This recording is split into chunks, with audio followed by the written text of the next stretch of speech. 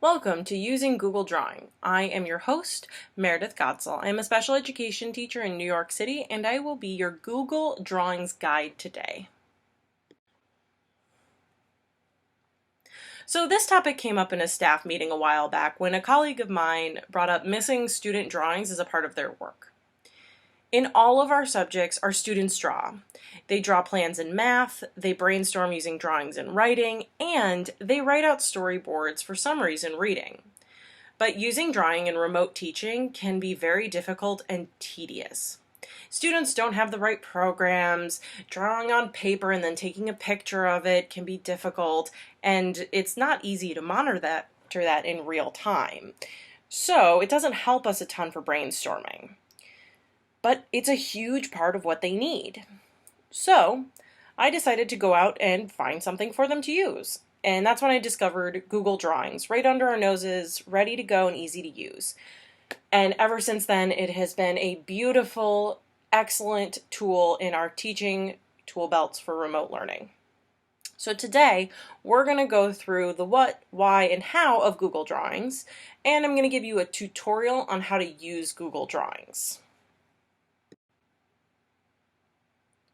What is Google Drawings? First and foremost, Google Drawings is a drawing app available from Google, and you can use it both on an iPad and you can use it on a laptop. So students don't have to be able to touch the screen, they can still use their mouse pad. It's not as good on the mouse pad, but it is still workable.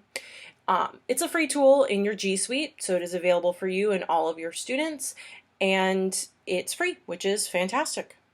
So let's take a look at why we use drawings.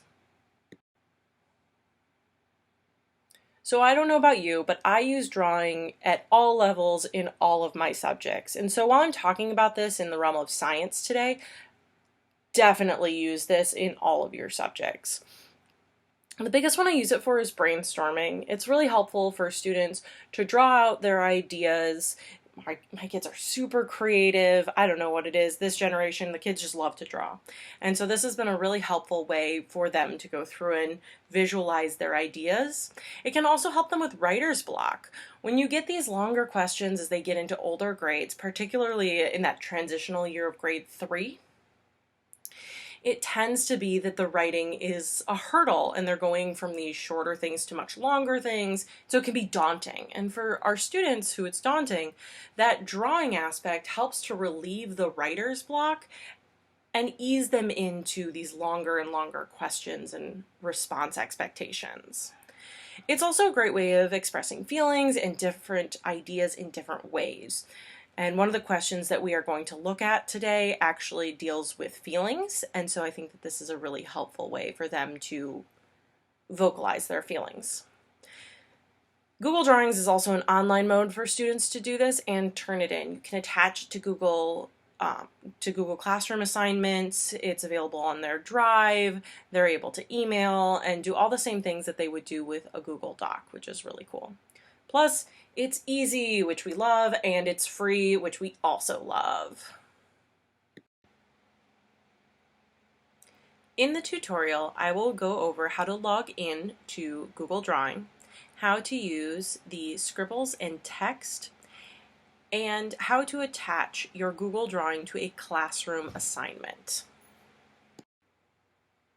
Here's your tutorial on how to use Google Drawing. So the first thing I'm going to do is I'm going to go into my Google Drive, and I'm going to create a plain Google Drawing from my Google Drive that I'll be able to attach to an assignment. So I'm going to go over here and click on the New button and click on More, and we get Google Drawing. So once I click on that, a blank one will come up. So I titled this one Question 1, and I'm going to insert a text box by clicking the text box and drawing out my text box, so that way I can put in the question I want students to draw their responses to. And students can both draw on here and they could actually answer the question by using the text box feature. So, question 1. How did the woman react to seeing for the first time in 40 years? So students will have already watched a video and been able to see how the one reacted, but maybe they don't know how to verbalize it, but they're able to draw it, and so you're able to help from there. And so I can go on, and I could do a lot of different things. I could try and find an image that's not quite as organic as what we're looking for. So I'm going to go here. I could use a shape, or I could use my favorite tool, which is the scribble tool. And so I can select a line. So they can do straight lines, arrows, elbow connectors, curve connectors, tons of different stuff.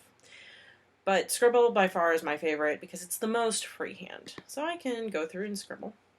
And I'm going to scribble down here.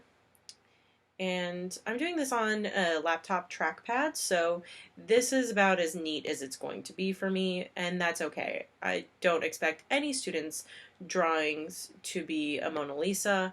I just want them to be able to express themselves. And I'm going to express myself by showing that she's shocked.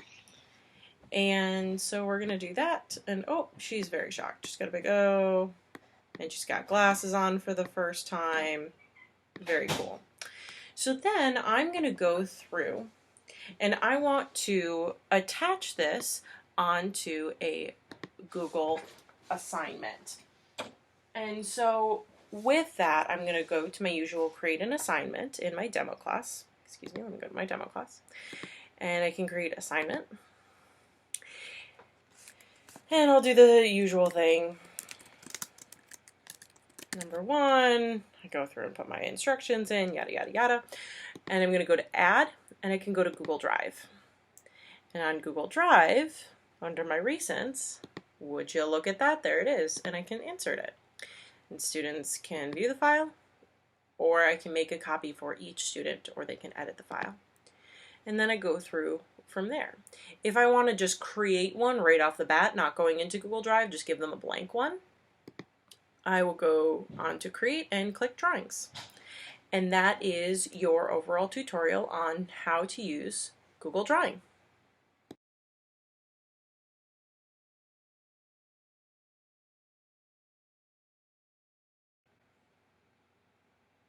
In today's video, we reviewed the what, why, and how of Google Drawings, and you saw a model of how to use Google Drawings for week 35, grade 3, day 15 science assignment. Thank you for joining me. I hope this has been helpful. I'm Meredith Godsell. I'll see you next time.